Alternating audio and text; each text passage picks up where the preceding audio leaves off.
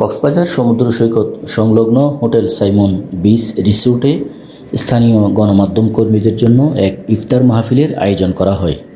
ইফতার মাহফিলটি গণমাধ্যম কর্মীদের মিলন মেলায় পরিণত হয়।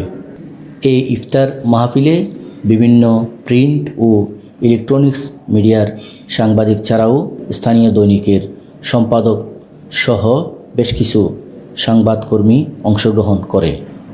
সংবাদকর্মীদের পাশাপাশি বেশ কিছু গণ্যমান্য ব্যক্তিও উপস্থিত ছিলেন এই ইফতার আয়োজনে।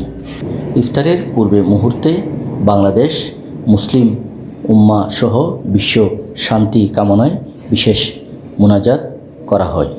BD world news desk.